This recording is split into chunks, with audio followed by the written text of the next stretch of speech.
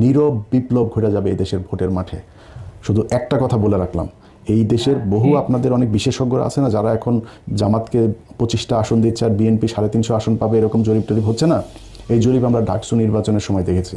ওই ডাকসু নির্বাচনের আগে দিয়ে আমরা বলেছিলাম যেটা, সেটাই হয়েছে, সামনেও সেটাই হবে। পরিস্থিতি খুব একটা ভালো না, বিএনপির জন্য খুব একটা সুখকর না। আমরা চেয়েছিলাম বিএনপি ক্ষমতায় আসুক, তারা সেই মাঠ নিজেরা নিজেদের চাঁদাবাজি, দখলবাজি, মানুষের উপরে অত্যাচার, মামলা বাণিজ্য এসব করে করে তারপরে তারা এই ভোট নষ্ট করেছে। তো পরে কি করলো, এখন নতুন করে তারা যেটা শুরু করেছে একটা মিথ্যাচার। সেই আওয়ামী লীগ যেই স্টাইলে আপনার রাজনীতি করত, প্রতিটা জায়গায় বিএনপি তাদের এই আওয়ামী লীগের অবস্থানটা নিয়েছে।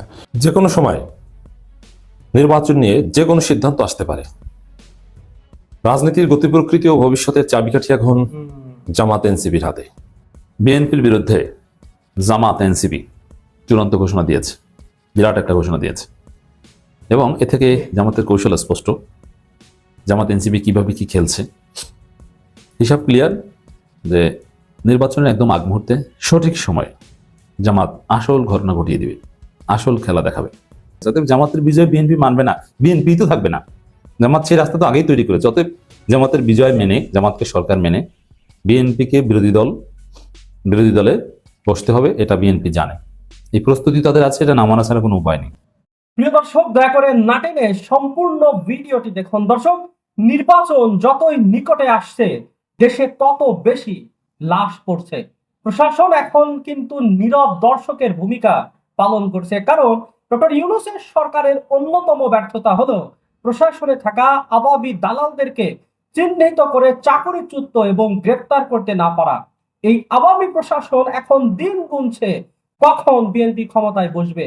পিনাকি ভট্টাচার্য ফেসবুক পোস্টে তাই বলেছেন, বিএনপি এখন ভারত এবং আওয়ামী লীগের সাথে হাত মিলিয়েছে যাতে ক্ষমতায় বসা যায়। আওয়ামী লীগকে রাজনীতিতে ফিরিয়ে এনে ভারতের আধিপত্য পুনঃপ্রতিষ্ঠিত করাই এদের একমাত্র টার্গেট। আর এ কারণে প্রতিদিনই জামাতের ভোট বাড়ছে জ্যামিতিক হারে, পক্ষান্তরে চাঁদাবাজ এবং উগ্রবাদীদের ভোট কমে যাচ্ছে। দর্শক, আরো বেশ কিছু গুরুত্বপূর্ণ তথ্য তুলে ধরেছি এই ভিডিওতে, তাই না টেনে একে একে সবগুলো ভিডিও দেখতে থাকুন। সবশেষ যদি আপনি মির্জা ফখরুলের কিছু বক্তব্য যদি শুনেন, যে আওয়ামী লীগকে সরাসরি লাইসেন্স দিয়ে তারপরে বাংলাদেশের রাজনীতির মাঠে নামিয়ে দিয়েছেন তারা। মির্জা ফখরুলদের এই বক্তব্যের যে কোনো কার্যকারিতা না, এটাতে কোনো সমস্যা হচ্ছে না তা না। দেখেন, একটা জিনিস মনে রাখেন, বিএনপির কিছু মানুষ আওয়ামী লীগের সাথে আতাত করে গত 15 বছরও চলেছে। এই মির্জা আব্বাসের কথাই যদি বলেন, মির্জা আব্বাসের ঢাকা ব্যাংকের কোনো সমস্যা হয়নি, মির্জা ফখরুলের কোনো সমস্যা হয়নি। মির্জা ফখরুল হসপিটালে গিয়ে এক অবরোধ ডাকার পরে তিনি হসপিটালে গিয়ে বিএনপির এক বড় নেতা, নাম বলতে চাই না, সেই বড় নেতাকে তিনি বলেছেন যে খালেদা জিয়ার কথা বলতে গিয়ে যে মহিলার পাগল হয়ে গিয়েছে, এখন ওনার কী দরকার ছিল অবরোধ ডাকার। এই মির্জা ফখরুল ওনাদের জেলখানায় যখন নেওয়া হতো, জেলখানায় নেওয়ার পর থেকে সোনারগাঁ হোটেলে নিয়েও রাখা হয়েছে রাতের বেলা, এগুলো আমরা শুনেছি। সো তাদের কোনো সমস্যা হয়নি। সমস্যা বিএনপির সাধারণ কর্মী, যারা ভারতকে ঘৃণা করে, যারা বাংলাদেশের সার্বভৌমত্বে বিশ্বাস করে, যারা অন্যের চুরি করে আনা জাতীয় সঙ্গীত গাইতে চায় না, যারা এই দেশে ভারতের যে আধিপত্যবাদ এটাতে বিশ্বাস করে না, এটার বিরুদ্ধে কথা বলে, তাদের সবারই সমস্যা হয়েছে, এখনও সমস্যা হচ্ছে। ভবিষ্যতেও যদি আবার ফের আওয়ামী লীগ রিটার্ন করে, সেক্ষেত্রে তাদেরই সমস্যা হবে। এগুলো করা হচ্ছে। এইভাবে মিডিয়াকে কাজে লাগায় তারপরে জামাতের বিরুদ্ধে তারা যেই নোংরা একটা রাজনীতি শুরু করেছে, মানুষ মারার যে রাজনীতি শুরু করেছে, এটাতে কিন্তু ভাই ভোট কম বাড়ছে না আপনাদের। আমি একটা জিনিস বললাম, নির্বাচনের এই আগের দিন থেকে 2024 সালের 5 আগস্ট পর্যন্ত আপনি প্রতিদিন যদি মাপেন, প্রতিটা সেকেন্ডে বিএনপি ক্ষতিগ্রস্ত হয়েছে, প্রতি সেকেন্ডে নিজেরা নিজেদেরকে ক্ষতিগ্রস্ত করেছে। চাঁদাবাজি, ধান্দাবাজি, খুন, মামলা বাণিজ্য থেকে শুরু করে যা যা আছে, আপনি এলাকার কোনো মানুষ যারা সরাসরি রাজনীতির সাথে জড়িত না, এখন সোশ্যাল মিডিয়া অনেক ভিডিওতে দেখা যায় যে এক জায়গায় গিয়েছে, এই নাসিরউদ্দিন পাটোয়ারি এক জায়গায় গিয়েছে, আর মহিলারা বলছে হ্যাঁ আমরা সবাই ধানের শীষ। ভাই, আপনি তো ধানের শীষ, এটা তো আমরা জানি, বাট একজন গৃহকর্মী যে কিনা সাধারণ ভোটার আপনার ওইখানে, তার ঘরে যায়, তারপর শুনে আসেন যে আপনার মির্জা আব্বাসকে কতটুকু পছন্দ করে। আপনাদের মির্জা আব্বাস বলছে যে তিনি হইল গিয়া এই এলাকার বহু পরিচিত লোক, আর নাসিরউদ্দিন পাটোয়ারি এখানে উড়ে এসে জুড়ে বসেছেন। ভাই, আপনি বহু পরিচিত লোক দেখেই তো আপনি ভোট পাবেন না, কারণ আপনি 2001 থেকে 2006 এমপি ছিলেন, আমরা দেখেছি। ওই মালিবাগের লোক, মৌচাকের লোক, খিলগাঁয়ের লোক, শান্তিবাগের লোক, রাজারবাগের লোক সবাই দেখেছে যে আপনি কি পরিমাণে চাঁদাবাজি করেন। আপনার লোক এখনও চাঁদাবাজি করছে, এটা মানুষ দেখছে, এই জন্য আপনি ভোট পাবেন না। এক স্বৈরাচারকে সরিয়ে নতুন স্বৈরাচারকে ক্ষমতায় বসাতে চাই না, বলেছেন নাহিদ ইসলাম। তিনি বলছেন, দেশের বর্তমান সংকট থেকে উত্তরণে প্রয়োজনে সংস্কার এবং ঐক্য, ক্ষমতার পুনরাবৃত্তি নয়। নাহিদ ইসলাম বলেন, একটা রাজনৈতিক দল জাতির সাথে প্রতারণা করে সংস্কার চাচ্ছে না, বরং লুটপাট এবং অর্থ পাচারের পরিকল্পনা করছে। দেশের অর্থনীতি এখন ভেঙে পড়েছে। এই অর্থনীতি চাঙ্গা করতে হলে সবাইকে ঐক্যবদ্ধ হতে হবে। তিনি বলেন, দুর্বৃত্তদের রাজনীতি ধ্বংস করতে হবে, কারণ চাঁদাবাজির রাজনীতির কারণে দেশের সম্ভাবনা নষ্ট হয়ে যাচ্ছে। বিএনপির বিভিন্ন কর্মকাণ্ডের সমালোচনা করে এনসিপির আহ্বায়ক বলেন, আগামী 12ই ফেব্রুয়ারি নির্বাচনে শাপলাকুড়ি প্রতীকের পক্ষে এবং হাঁ ভোটের পক্ষে জনগণের সমর্থন প্রত্যাশা করেন তিনি। জনসভায় এনসিপির মুখপাত্র আসিফ মাহমুদ সজীব ভুইয়া তিনি বলেন, নরসিংদী সহ সারা দেশে শিল্প উন্নয়ন এবং কর্মসংস্থান সৃষ্টি এনসিপির অগ্রাধিকার। তিনি বলেন, যারা আবার আওয়ামী লীগ হতে চায় এবং যারা তাদের ফিরিয়ে আনতে চায়, আগামী 12ই ফেব্রুয়ারি ব্যালট বিপ্লবের মাধ্যমে জনগণ তাদের বিতাড়িত করবে। ব্যালট বক্স ছিনতাই হলে কেউ রক্ষা পাবে না, কড়া হুঁশিয়ারি বার্তা দিয়েছে স্বরাষ্ট্র উপদেষ্টা। আসন্ন ত্রয়োদশ জাতীয় সংসদ নির্বাচনে কোনো ব্যালট বক্স ছিনতাই হলে কেউই রক্ষা পাবে না, এমনটা জানিয়ে স্বরাষ্ট্র উপদেষ্টা লেফটেন্যান্ট জেনারেল অবসরপ্রাপ্ত মোহাম্মদ জাহাঙ্গীর আলম তিনি গতকালকে সাংবাদিকদের সাথে আলাপকালে এই হুঁশিয়ারি উচ্চারণ করেন।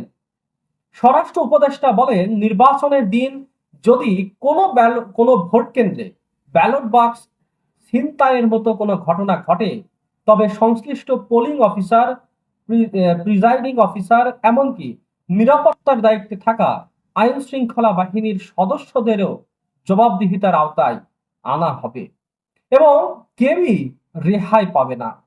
12ই ফেব্রুয়ারি অনুষ্ঠিত যেই নির্বাচন অনুষ্ঠিত হতে যাচ্ছে, এই নির্বাচনকে ঘিরে উত্তাপ বাড়তে থাকায় প্রশাসনের কর্মকর্তাদের বিশেষ সতর্ক বার্তা দিয়েছে জাহাঙ্গীর আলম চৌধুরী। তিনি নির্দেশ দিয়েছেন প্রশাসনের সব পর্যায়ের কর্মকর্তাদের কোনো নির্দিষ্ট রাজনৈতিক দলের লেজুর বৃত্তি না করে সরকারি কর্মচারী হিসেবে নিরপেক্ষভাবে দায়িত্ব পালন করতে হবে। কর্মকর্তাদের উদ্দেশ্যে তিনি বলেন, কাউকে আলাদা করে তোষামত বা তেল দেওয়ার কোনো প্রয়োজন নেই, বরং দেশ এবং জনগণের স্বার্থে অর্পিত দায়িত্ব যথাযথভাবে পালন করাই হবে প্রধান কাজ। এবারের নির্বাচন বিগত কয়েক দশকের মধ্যে সবচেয়ে গুরুত্বপূর্ণ, সুষ্ঠু এবং উৎসব মুখর হবে বলেও তিনি দৃঢ় আশাবাদ ব্যক্ত করেন। সম্প্রতি শেরপুরে নির্বাচনী সংঘাতের জেরে প্রাণহানির ঘটনা নিয়ে সাংবাদিকরা প্রশ্ন তুললে স্বরাষ্ট্র উপদেষ্টা বলছেন যে অপরাধীদের গ্রেপ্তারে কিছুটা সময় লাগলেও কাউকে ছাড় দেওয়া হবে না। তিনি বলেন, ঘটনার সঙ্গে যারা সরাসরি জড়িত তাদের অবশ্যই আইনের আওতায় আনতে হবে। ভাইয়ে ভাইয়ে বা অভ্যন্তরীণ কোন্দল যখন মারামারিতে রূপ নেয়, তখন তাৎক্ষণিকভাবে তা থামানো অনেক সময় কঠিন হয়ে পড়ে, এমন মন্তব্য করেন স্বরাষ্ট্র উপদেষ্টা। তবে নির্বাচনের দিন যেন এমন কোনো অনাকাঙ্ক্ষিত পরিস্থিতির সৃষ্টি না হয়, সেজন্য প্রতিটি ইউনিয়নে আগে ভাগেই প্রয়োজনীয় সব ব্যবস্থা গ্রহণের নির্দেশনা দেওয়া হয়েছে। নির্বাচনী প্রস্তুতি হিসেবে এবার তৃণমূল পর্যায়ে মেডিকেল টিম এবং ফায়ার সার্ভিসের অ্যাম্বুলেন্স মোতায়েন রাখার সিদ্ধান্তের বিষয়ে উপদেষ্টা বলছেন যে এটি কোনো শঙ্কার কারণ নয়, বরং সেবা নিশ্চিত করারই একটি গুরুত্বপূর্ণ অংশ।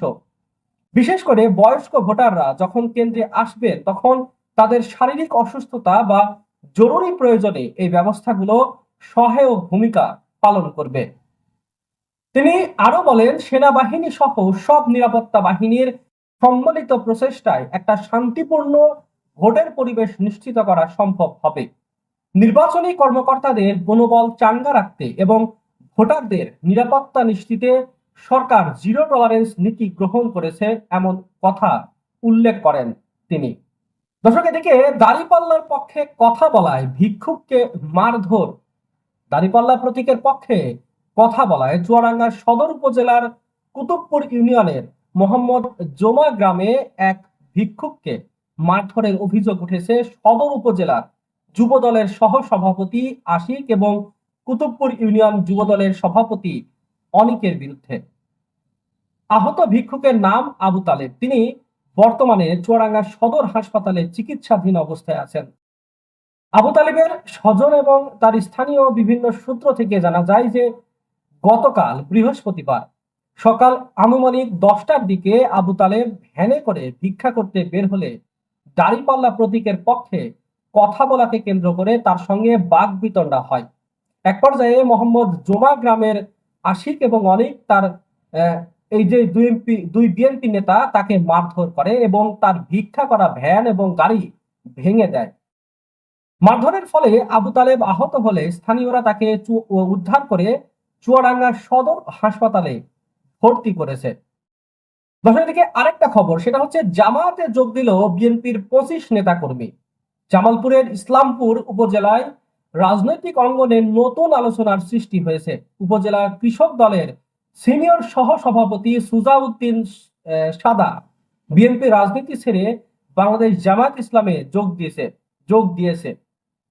গতকাল বৃহস্পতিবার সন্ধ্যায় উপজেলার চরপুটিবাড়ি ইউনিয়নের সাজালের চর বাজারে স্থানীয় জামায়াত ইসলামের উদ্যোগে আয়োজিত এক যোগদান অনুষ্ঠানে তিনি আনুষ্ঠানিকভাবে জামায়াত ইসলামের সদস্য পদ গ্রহণ করেন।